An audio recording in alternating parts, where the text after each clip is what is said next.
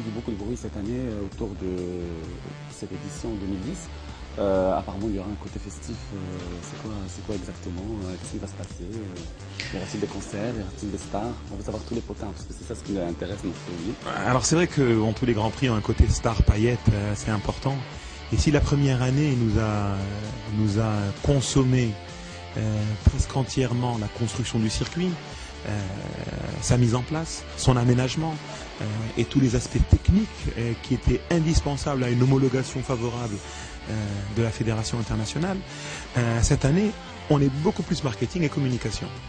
Au niveau des stars, alors c'est vrai que je ne peux pas dévoiler grand chose tout simplement parce que les contrats ne sont pas encore figées, mais en tout cas une grosse surprise au niveau des stars, dire que c'est une star américaine. C'est une star américaine femelle et homme. C'est une star qui a participé dans un grand film d'automobile. Donc déjà, ce qu'on parle, voilà, devinette. Donc voilà, mais en tout cas un gros côté star et un gros côté star paillette. Mais écoutez, on devrait en savoir plus et définitivement d'ici la fin du mois. Super. Voilà. Le premier coup de fil après, ça sera Nesma, absolument. Est-ce qu'Ali Khalma a réalisé son rêve ou pas encore Mais écoutez, oui, quelque part, tout à fait, on arrive à réaliser notre rêve, parce que bon, on est une équipe, donc on est fiers de l'avoir réalisé, mais tout simplement pour dire que le rêve ne s'arrête pas là, qu'il doit durer, et il s'arrête, le rêve, et il ne devient consécration que vraiment quand il commence à faire rêver les autres. Voilà, quand à travers notre rêve, on fait rêver les autres. Juste une question la dernière, donc pourquoi aller avec Y et pas I? Ça va devenir tendance encore.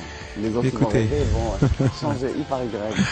Écoutez, c'est une petite anecdote, c'est marrant parce que c'est vrai que pour la petite anecdote, je suis né à Libreville, au Gabon. Et je viens de rentrer d'ailleurs de là-bas. Ah, d'accord. J'ai suivi le reportage. Ah, mais super. J'ai adoré cette ville. C'est une très belle ville.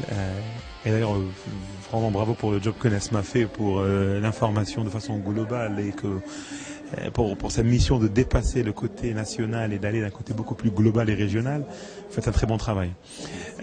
Pour revenir à la question du Y, tout simplement, je dirais la conservation des bébés a écrit mon nom avec un Y.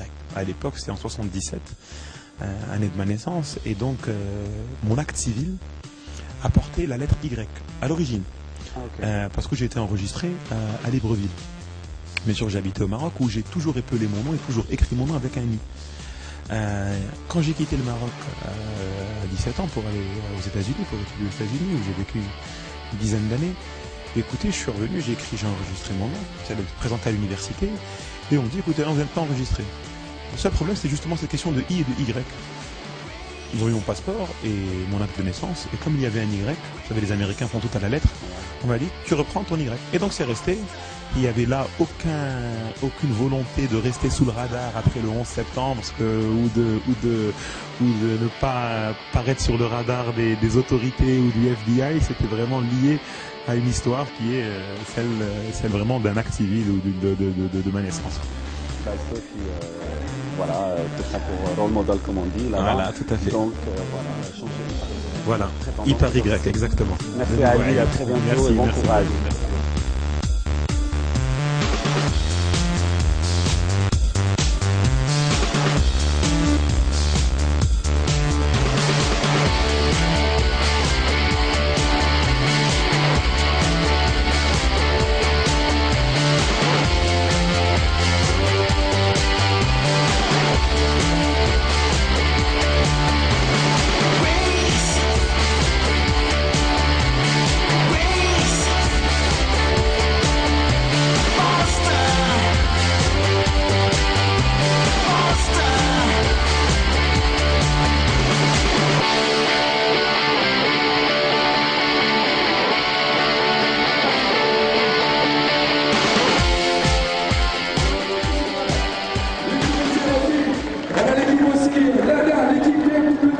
l'équipe Chevrolet, ceux qui remontent le podium, sans l'équipe